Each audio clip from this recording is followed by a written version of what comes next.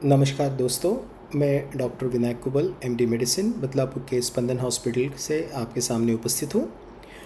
और आगे बढ़ते हुए जो हमने सवाल सर्दी खांसी के बारे में किए थे उनके जवाब लेने की कोशिश करेंगे।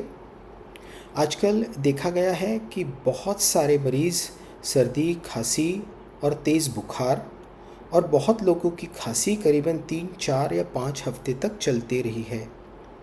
बहुत सारे लोग इससे बहुत ही परेशान हैं और इसी कारण से कुछ चीज़ें के अवेयरनेस के लिए ये वीडियो बनाया गया है। आपको अपने डॉक्टर की सलाह ज़रूर लेनी चाहिए और मैं इस माध्यम से आपको कोई डायरेक्ट सलाह नहीं दे रहा हूँ। मैं सिर्फ एक अवेयरनेस क्रिएट करने की कोशिश कर रहा हूँ।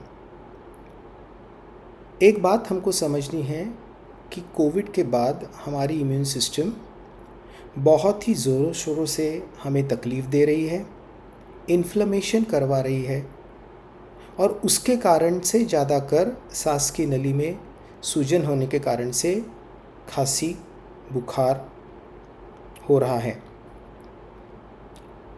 तो ज़्यादा करके जो मरीज़ खांसी और बुखार से परेशान हैं वो वायरल इलनेस है।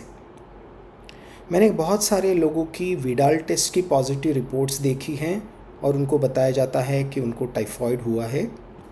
कृपया करके विडाल टेस्ट के रिपोर्ट पे टाइफॉइड डायग्नोज ना करें। बहुत सारे वायरल इलनेसेस में विडाल टेस्ट सबकी पॉजिटिव आएगी, हमें तकलीफ़ है या नहीं है, और इससे टाइफॉइड डायग्नोज करना और घड़ी घड़ी टाइफॉइड की एंटीबायोटिक्स खाना ये सही नहीं हो सकता। तो अगर आप डाउट में हो तो आप आपकी डॉक्टर की सलाह ज़रूर लें और सिर्फ विडाल टेस्ट पॉजिटिव समझकर टाइफॉइड न डायग्नोज करें और टाइफॉइड की दवा सिर्फ ना लें।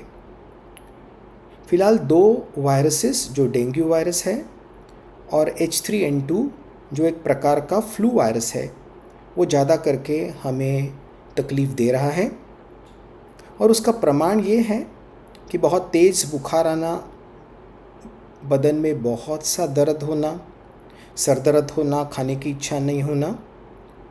और अगर हम इसके टेस्ट देखें तो हमारे जो सफ़ेद पेशियां हैं उनकी मात्रा कम हो रही है, हमारे लिम्फोसाइट्स कम हो रहे हैं, हमारा CRP जो इन्फ्लेमेटरी मार्कर है वो बहुत ज़्यादा बढ़ रहा है।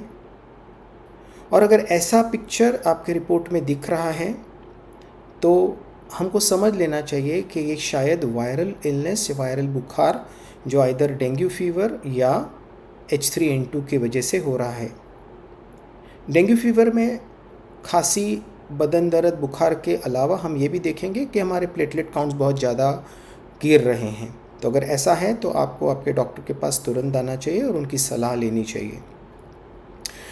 इस ट्रीटमेंट में एंटीबायोटिक्स का वैसा कोई बड़ा रोल नहीं है। अगर कोई सेकेंडरी इन्फेक्शन है तो ही कम मात्रा में एंटीबायोटिक का इस्तेमाल होना चाहिए।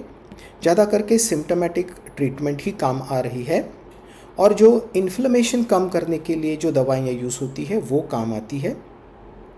हमारे शरीर में आप विटामिन डी की मात्रा सही में है या नहीं है उसके ऊपर बहुत डिपेंड करता है कि हमारी इम्यून सिस्टम कैसे इस वायरल इलनेस को प्रतिकार करती है। हमारा खाना किस प्रकार का है, हमारा स्ट्रेस लेवल, हमारी नींद, ये सारी चीज़ें भी उतनी ही इम्पॉर्टेंट हैं। सो मैं आप लोगों से यही अपील करना चाहता हूँ कि अगर आप खांसी सर्दी से बेजार हैं तो आपकी इम्यून सिस्टम किस प्रकार से काम कर रही है वो देख लें, आपकी डॉक्टर की सलाह लें। एंटीबायोटिक्स का सेवन करते ना रहे, स्टेरॉइड्स का सेवन करते ना रहे। CRP की मात्रा आपको बताएगी कि इन्फ्लेमेशन कितना है और उस हिसाब से आपके डॉक्टर के पास जाके सलाह लेनी है। और कृपा करके विडाल टेस्ट पॉजिटिव समझ के, टाइफॉइड समझ के आप उसकी ट्रीटमेंट ना लें। इसी के साथ इस वीडियो को मैं ख़त्म करता हूँ और आशा करता हूँ कि ये वीडियो आपको अच्छा लगे तो आप इसे ज़्यादा से ज़्यादा लोगों तक शेयर कीजिए। धन्यवाद।